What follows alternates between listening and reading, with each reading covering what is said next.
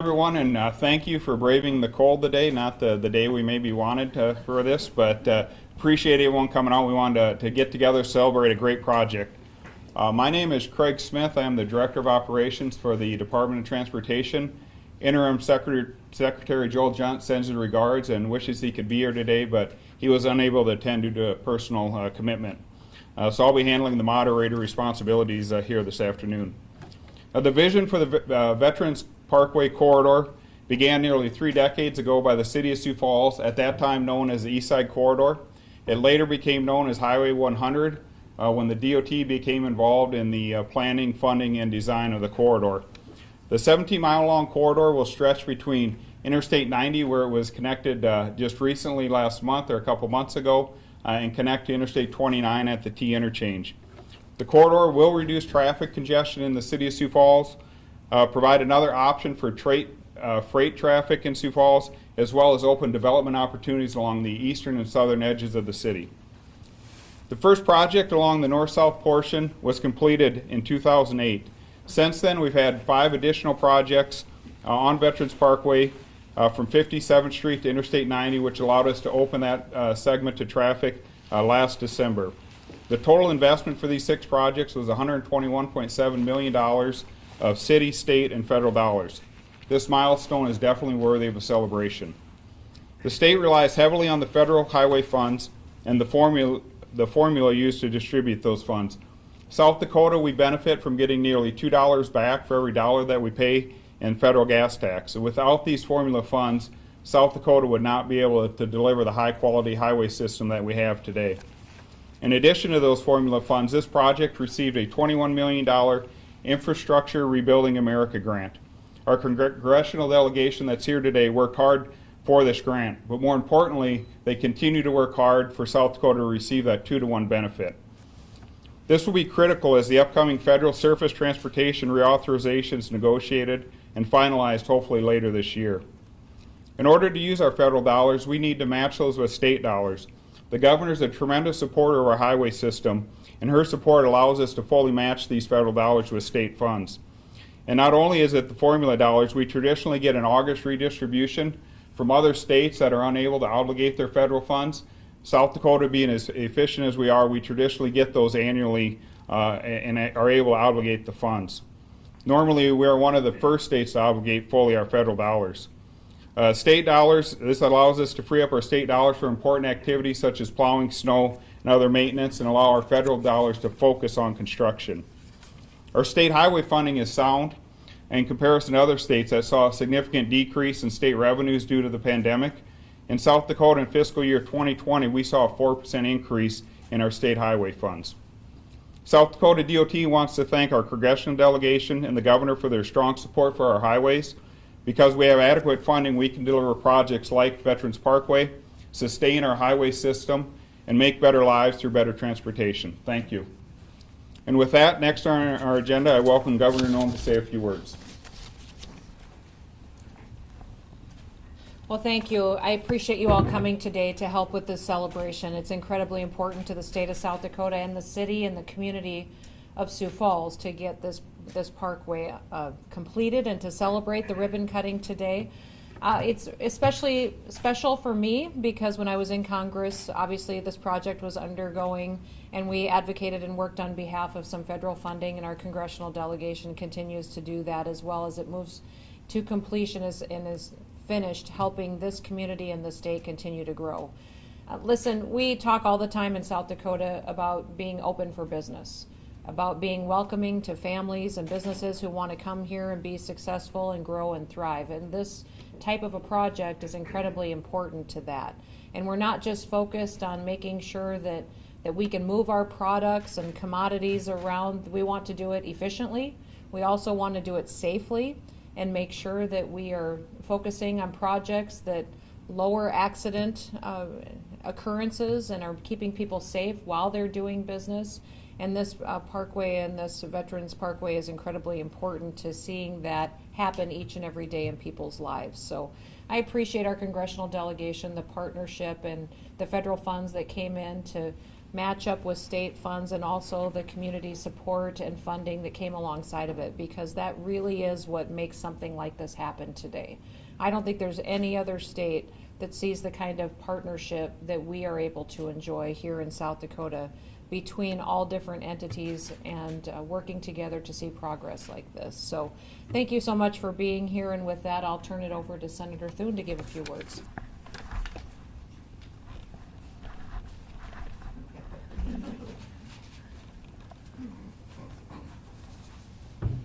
Well, thank you, Governor, and it is great to be here. Congratulations. This is a partnership, has been for a long time. The city, Sioux Falls, Brandon, the MPO here in Sioux Falls, state of South Dakota, federal delegation, FHA, Federal Highway Administration. Everybody has been involved in pushing this to fruition.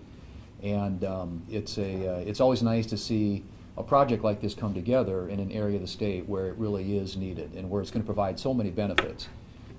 You know, I go back a long ways with highways. When I was a kid growing up in Murdo, Highway 16 ran right through the middle of town, and it wasn't very safe, and they were starting to build Interstate 90. In fact, my older brothers worked on Interstate 90, and I remember my dog, when I was a kid, we were going down Highway 16. It was so busy because the tourists were coming back and forth. It got over in the other lane, got run over, and so I have bad memories of Highway 16. But more importantly than that, it was an area where people got killed every summer because it was a 2-lane highway running all the way across South Dakota, and you know there were a lot of trailers and folks that were traveling recreationally, and people would get frustrated being behind. They get out and try and pass.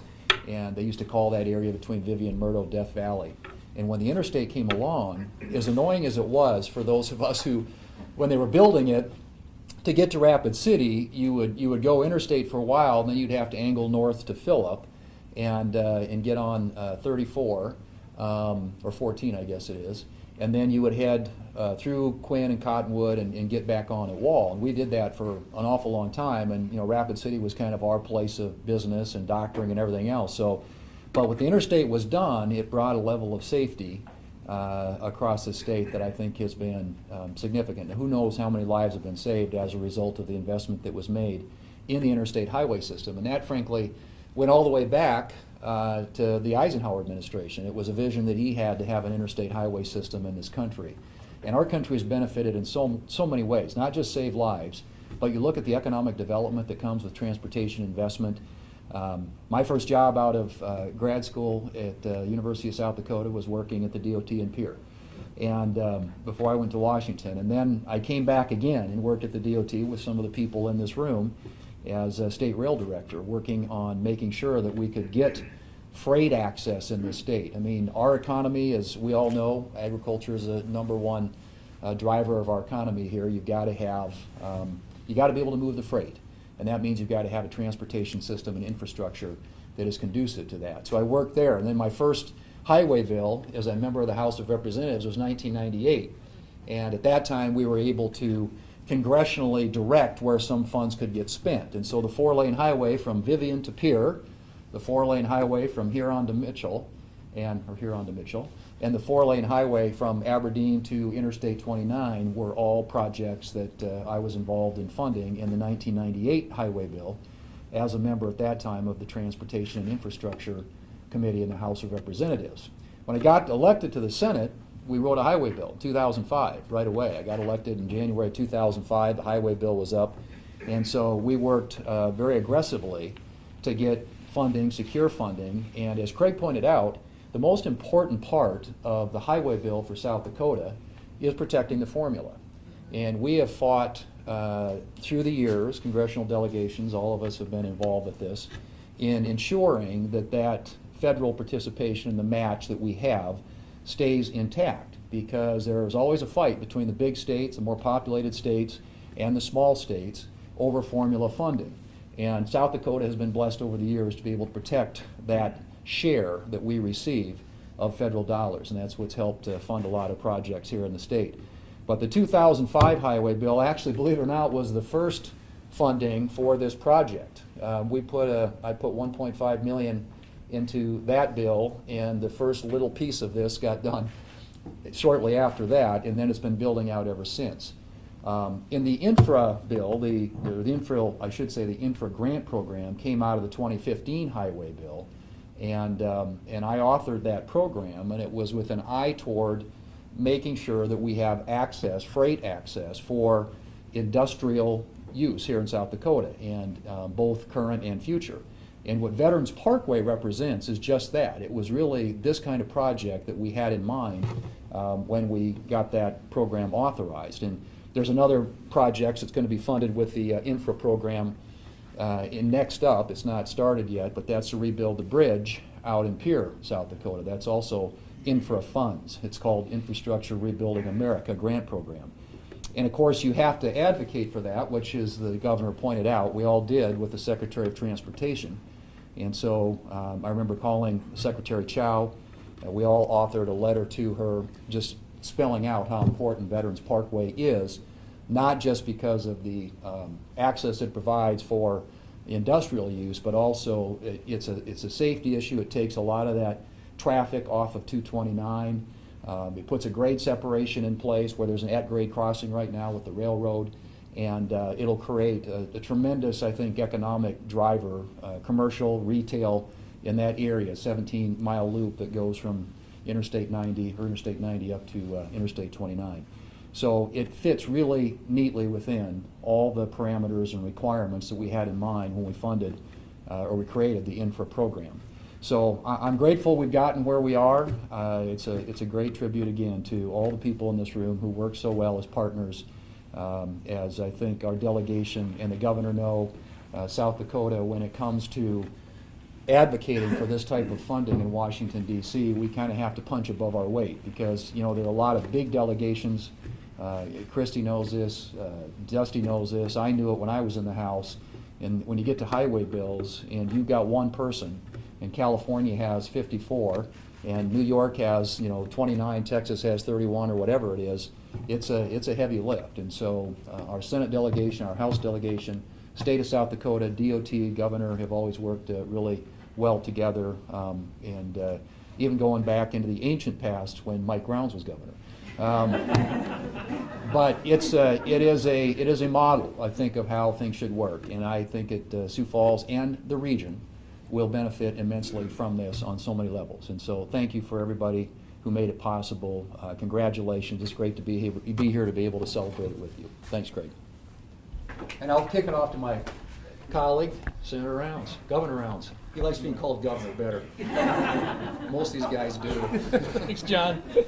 Now, look, I think John has laid out very well what most of us see in terms of our responsibilities, and that is to literally do infrastructure where it is needed. And I look back and think about the fact that when we talk about responsibilities coming out of Washington at the federal level, the defense of our country, and then specifically identified is our responsibility for infrastructure development, roads and bridges.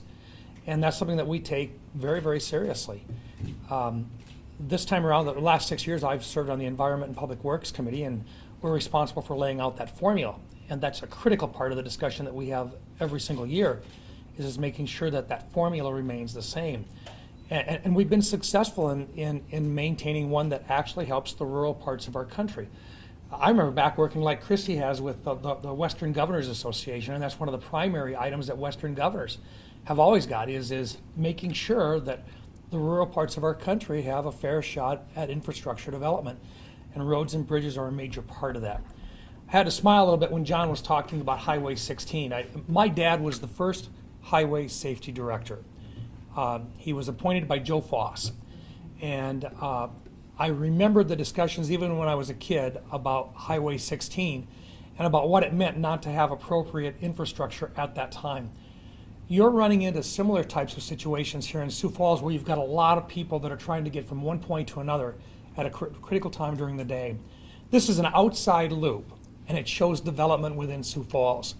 This shows that the Highway 100 project has now become reality, and that what we've worked on for 20 years is now coming into shape. And part of this through multiple mayors. It's been supported all the way through. and through multiple administrations in Pierre and through the delegation from day one, has been that Highway 100 is critical for the future, not just for safety purposes for those people that live right here in this area, a growing area, but it's for more development of businesses and so that people can actually grow the economy here. This will add economic development opportunities for Sioux Falls that may not be there today. And so even as we see growth in the southern part of Sioux Falls now, and we see literally thousands of jobs down there, they're going to want to disperse that population, those employees, throughout other areas in Sioux Falls and around Sioux Falls. So now you've got the loop coming around on 229, and now you've got an outside loop that was I always talked about as Highway 100. But now you've got the Veterans Highway here, which is the Veterans Memorial Highway. This is critical in the development for Sioux Falls and the surrounding communities. So I congratulate you. It really is a team effort, and this is the way that it ought to be done. It's one that over a period of years, the community came up with the concept of it. The community is going to be responsible for maintaining it. But in Pierre and in coordination with counties and the state, what you've found is a coordinated effort, not just for 1 or 2 years, and not just in one highway plan, but over an extended period of time, a long-term, successful operation for growth. When Governor Noem says that this is good for economic development, she's absolutely correct. What that sends is a message to a business community outside of South Dakota that says, here's a state that's not dysfunctional. This is a state that actually has their act together, and they are open for business. That is critical when people come in and they want to look at whether or not they have access to transportation capabilities here. You've got new businesses coming in. You've got major businesses bringing new opportunities into Sioux Falls right now. If we didn't have the infrastructure here, and if it wasn't clear that we had that concept in place to begin with, a lot of those businesses wouldn't be here. So this truly is a partnership. I congratulate the local community. I congratulate the county, and most certainly to the state of South Dakota, to the DOT, which has hung with us throughout this entire project. It is fun to be a part of something like this and to see real success for future planning as evidenced in this project to be successful. So we congratulate you, and we look forward to other projects like this in the future. Thanks. Dusty, you're up.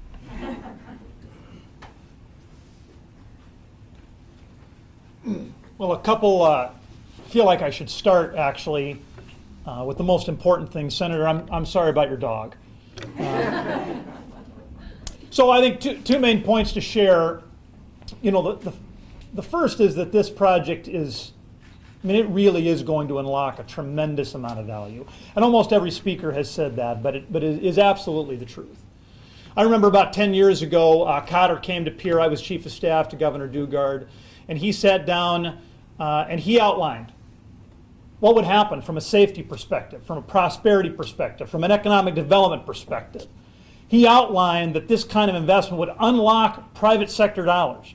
I mean, when government comes along and does the infrastructure, it allows businesses to come in behind that and create a lot more prosperity than otherwise would have been. And you know, when we look at government, you know, over the course of the last few years especially, I think a lot of citizens wonder, what is it that government does? Sometimes it seems like our elected officials are good at yelling or screaming or snarling. But in reality, this is what government does. This is in the Constitution. Mike is right. And government's the only entity that can do this. And so yes, there are always going to be the 5% on the far right or on the far left that do think their job is snarling. But you get people, real public servants, elected and unelected, who understand that their real job is making investments that are going to allow the private sector to build better lives for families and for businesses. And so with that, I would just close. There's a saying that success has 1,000 fathers and mothers. And I think that's true. It is a number of mayors one after another. It is a number of governors one after another. But it's also fantastic unelected officials, engineers and construction crews who have worked for years and years and years to begin to make this more and more of a reality. And it's also the taxpayers. When this is all said and done, they will have made a $300 million investment. And that seems like a lot of money. but it is just a fraction of the kind of incredible power and prosperity that will be unlocked because of this project. This is a huge day to celebrate. Thanks. Oh, and I want to introduce one of those fathers of this project.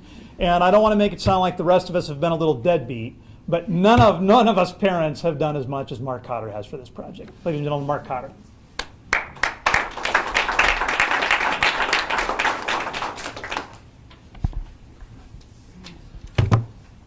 All right, I'll just say wow. That's an amazing run of speakers to follow, and so I'll do my best to put my square-head engineer hat on and kind of wrap this all up. So I am here today on behalf of Mayor Paul Tenhaken. He wishes he could be here, and really welcome the governor, the senator, and Representative Dusty Johnson to our city to really celebrate this significant milestone. There's been countless people working on this project to get us to today, and it's just a fantastic result.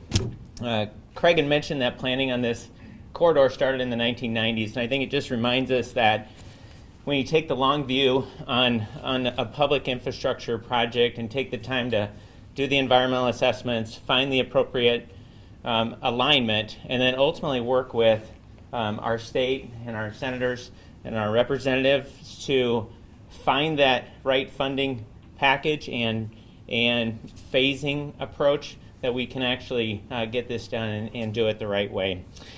Just a little perspective that the state and the city signed an agreement back in 2005 and construction started in 2008. I just think it's a monumental effort that the state got behind to really get this last almost mile done.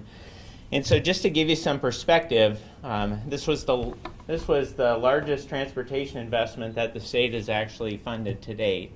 And it's a complicated one based on the topography. There's 5 bridges in that area. 2 bridges needed to be done on I-90.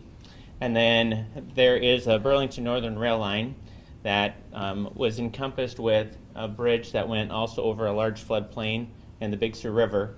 And then the Ellison Eastern Rail line was the 5th bridge. So there's not on the 2 bridges that got reconstructed on I-90, but those 2,000-foot long bridges, and then ultimately the one over the Ellison Eastern Rail line, and then the 6 lanes of transportation. Just a monumental effort to get behind that, get the design done, ultimately get it funded, and open to traffic. And so I just looked at the traffic volumes the other day. The upper sections have about 3,000. Some of the areas getting close to the mature area already have 10,000 vehicles a day. And we'll give a little window to 229, but 229 was in this position in the 1960s, and we've got sections of 229 today that have over 50,000 vehicles a day on it. So just that's the look to the future. These projects do take incredible partnerships, and we can't say enough for our partners that are in the room that actually got us to where we're at today. So I do want to give just a little bit of a read on, it was mentioned that this will ultimately be a 17-mile corridor. The first 8.5 miles of this 6-lane facility have been built, and we just recently secured an agreement with the governor to complete what we call the southern section of Veterans Parkway. And so we're going to have 2 really intense years of design, and then ultimately deliver 2 miles a year in 23, 24, and 25, and 26 to complete that southern section. That'll be an investment of about $210 million. The state has committed $176 million. That'll be state and federal dollars, and the city will commit about $33 million. So we're excited to get into that and really complete what we would consider the backbone transportation system for really the next 50 years. So just as we look forward, I'm a person that loves construction, and so I'm looking forward to seeing the first yard of dirt, the first ton of gravel, and that first call to the dispatch to have the first load of concrete come in, so we can ultimately wrap up this southern section and complete this 17-mile corridor. So on behalf of the mayor, I want to thank our governor, our senators, Representative Johnson. Thank you so much for everything you do for this state. Thank you.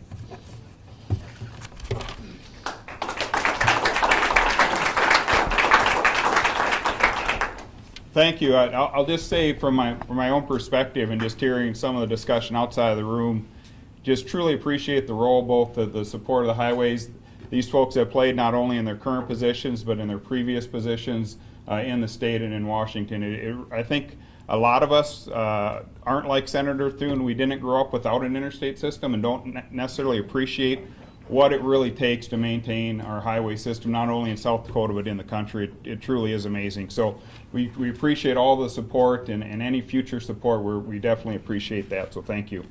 With that, I do want to recognize a few other folks that make this possible. We do have some of our transportation commissioners in the room today, and I would like to introduce those. Don Roby from Watertown, Ron Rosenboom from Sturgis, Bruce Cole from Yankton in the back there, and Jeff Karam from Rapid City. And our commission is really instrumental in helping us plan our projects, approve the projects, and provide that guidance we need. So appreciate all the work that you do for the department and the state. Thank you. And lastly, personally, I do want to just a couple, I'm not going to call everyone by name, but it really takes a lot of people and the folks in the field. We have some representatives from our contractors, Toby Crow with our contracting industry. Without them, we could not deliver these projects, so they're very critical. The Department of Transportation staff and the city staff, all of them, the long hours that they work to really bring the vision of these projects to reality, the hard work that they do, want to thank them. And then lastly, I know we've got some folks from HDR that have not only done a lot of work all the way back from the 1990s on the planning and design, they're going to help us work and help the city work forward to the final stretch that Mark Cotter talked about. So it really does take a lot of effort all the way from folks up here as well as those out in the field. So thank you very much on that.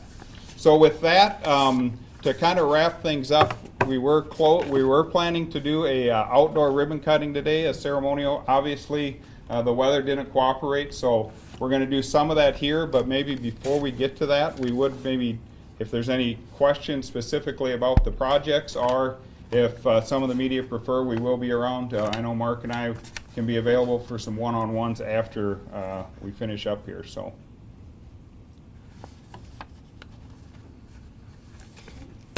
Well, with that, appreciate that coming out, and I think with that we'll do the photo op with the ceremonial ribbon cutting to celebrate the opening of the north-south and the kickoff of the southern portion.